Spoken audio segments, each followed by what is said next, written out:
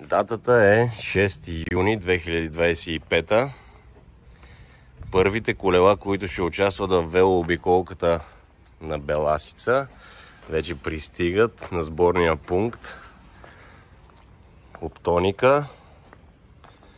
Чакат да бъдат товарени, до вечера да се придвижим към Петрич и утре сутрин със свежи сили поемаме на 200 км велообиколка. Парти групата от Кията вече е в задръстването с колелата отгоре, с Нуни Скуджилас. Излизаме от София и поемаме към Петрич и дългоочакваната велообиколка на Беласица. Тук цари трескава подготовка, помпане на гуми. Тук сте се наредили в готовност. 6 неща се объркаха вече, а още не сме тръгнали. Има полицейски конвой, който ще пуска на групи участниците, така че... Първа спирка. Дрангово. Дрангово, да. Дрангово е 3 км назад. Издирваме банката. Издирваме банката, групата се събра. Продължаваме след малко, Моника се маже, жегата започва да се усеща, на няколко километра сме от кулата. Групата в движение. И сега да питаме участниците в Беласица утре как са първите 15 км. Днес качва от трактор. Първите 15 км са страхотни. Издирваме ванката, който ни чака на едно село преди 5 км, което сме подминали. Но нещата са добре, включваме се на кулата. Хайде, до по-късно! Минаваме за първи път Шенген, както България е там, с велосипеди. Велогрупата, по-голямата част е напред, но ние спирахме, за да оправяме на Дани колелото, на който му падна веригата. Продължаваме. Има пътуващи много за Гърция. И след малко част от Оптоника бригадата, Adventure Club. Придвижваме се по магистралата в Гърция. Предстои да се отбием след мъничко. Моника е остана част назад. Ето я наближава.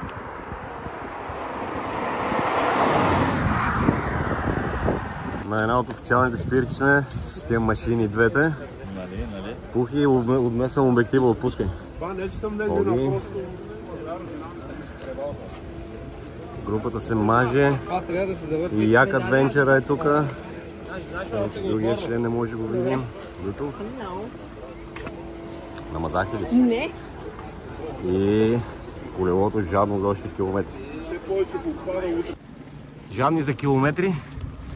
Минаваме през гръцко село, но от външната страна до мен. Пътуваме. Маршрута не е нито тежък, нито лек. Вече караме около 35 км, което означава, че горе-долу една трета сме минали. С Моника, която се наслаждава на тази обиколка повече от всичко. Преди малко даже си беше пуснал и музика от телефона. Продължаваме напред. Надявам се следващото включване да е от Старт Бойран. На втора спирка с Як Адвенчъра и след помпене на гуми в почивката, момчетата се подкрепят и продължаваме след малко. Жегата започва да се усеща много. Моника. За кратко се записваме в групата на пешаците. Това е точно горника преди Дойран. 10 км. Общо взето май само ние сме пешаци. Качваме се. Качваме се. 2 минути. Поредния горник. Искам да видите Моника как изглежда. Почервенела и ядосана. Още малко. Не е шега работа, да знаете. След големите изкачвания дойде ред за малко спускане. Моника е супер щастлива на седмото небе, даже мисля, че в момента ме харесва. Предстоят още 10, най-много 15 км и влизаме през стар Дойран в Дойран. Вижте колко е щастлива. Супер! Всеки скверни мисли се излезе от главата й.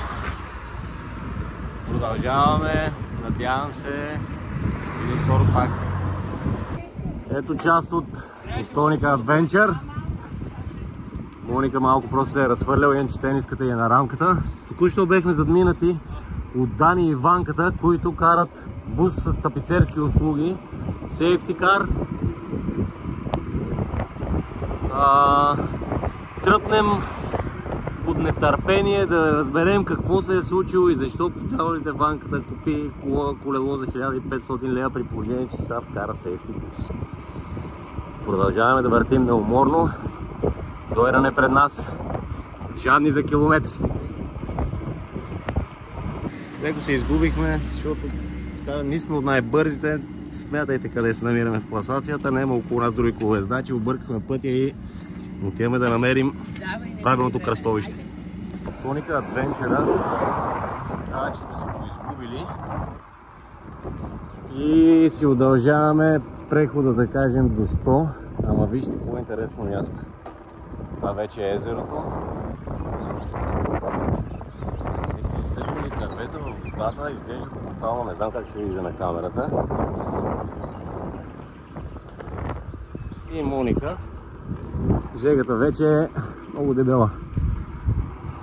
2 часа и 5 минути е. Напъваме. Стигнахме до македонската граница с Гърция и сега влизаме в Македония. Всъщност сме супер близо, но още няколко километра е и самият Дойран, така че следващото включване очакваме да е в барчето с някакви студени напитки вече. Погледате къде са. Дойран в Фуктак. Момчета. Не да снимам него изпълдено. Не знам, заприличаваме на това директно. Така ли? Ние сме се приятели. Да. Спомогство. Приклажащи системи. Щастливи хора. Изглежда като се едно никога не сме карали колела. Батлитов се е погрижил тук да зареди момчета в очакване на вечерта и Ася. Моника се къпе, братчедо е тук. Има и два вкуса. Само за специални случаи. Лъки страйк. Лъки страйк, разбира се. Чисто македонски, айде. Не почваме, а продължаваме. Дани, с твой кадър завършва видеото, че си...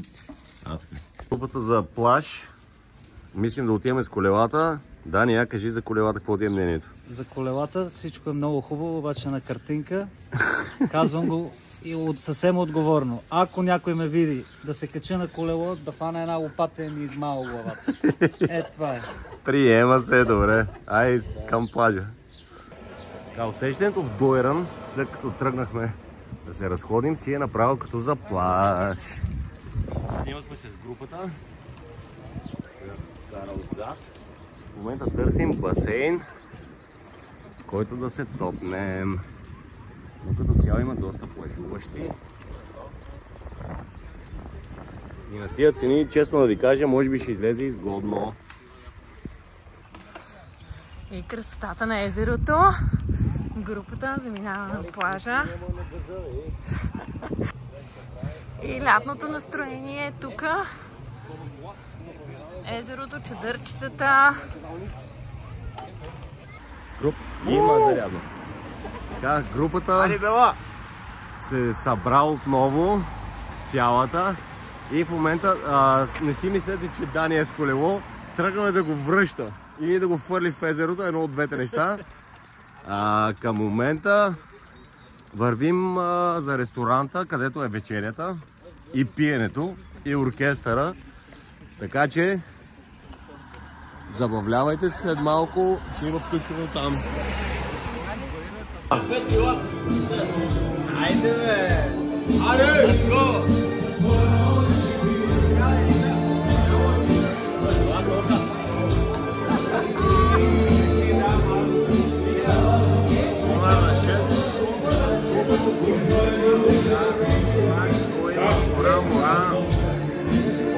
Обидил съм малко.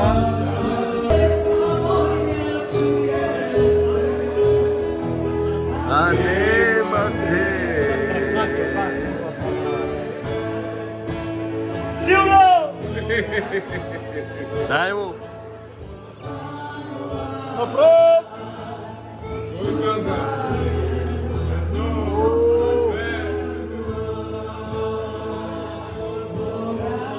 Бай кура! Така, 8 юни, бъркат се запръшки. Аз я отворил цяла лабораторията. Гледайте, браво. Колелата. Още са тук, не са откраднати. Чакайте да видим какво е положението вътре. Ето го, Ники. Кажи добро утро. Готов ли си за втория ден каране? Не, изобщо не съм. Така, отиваме да товарим раниците и се пускаме по баира. Пукат вериги, стенат венци. По трапа Валандово сме. Трябва да си и бутане със сигурност. Но да кажем, ние сме отморили и атакуваме трапа. Чао! Изпращат ни. Хайде до след малко. На сборен пункт сме. Хората се отдохнем. Скарали са вода. Бисквиди с сусам. С Моника вече ги опитахме. И мисля, че сме вече на края на изкачването. Но накрая ли сме на изкачването, да кажеш за хората? Силно се надяваме. Много се надяваме, че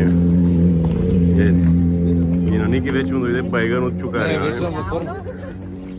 Има представители и от Як. Не знам къде е другия. Ето го и Дани Стоилов. Изобщо не е изпутен, нали? Това е спортист. Дойде момента за дългоочакваното спускане.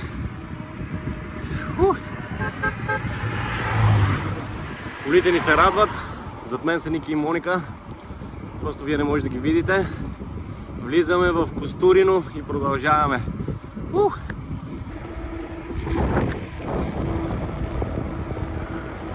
Спускането продължава.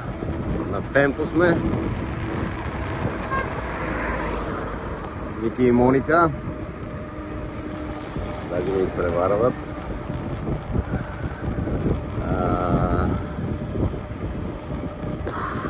Вече не знам какво да кажа. Доста мъга беше по този бейер.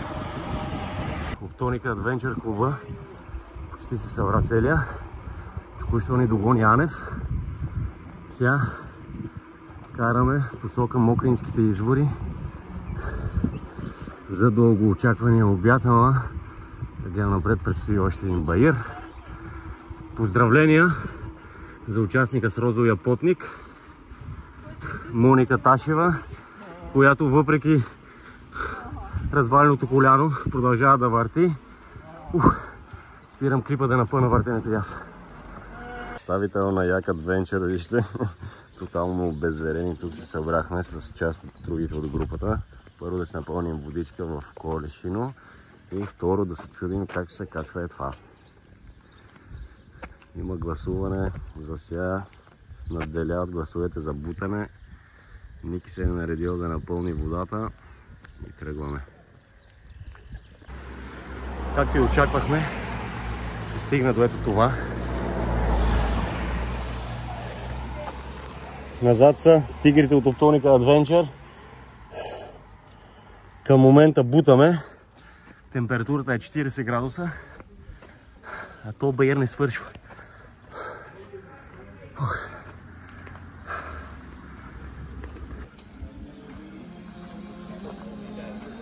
След тотално приключване на силите, стигнахме пункта на плескавиците и кебапчетата. Прохлада, бира във варел, стечащ маркуч и Моника на опашката за кебапчета, заедно с Як И останалите Анев си... Това си е сам рекърдс. Тук се сервира. Да, още малко. Ане, взе ли си бира? Та енергия. Взе ли си бира? Не. Добре. Малко да такво. Ай. На RPM, как беше. Да се дигне лево малко. Оборотите в минута. Да стабилизирам. Сърдечния ритъм да излезе. Цяло е много яко.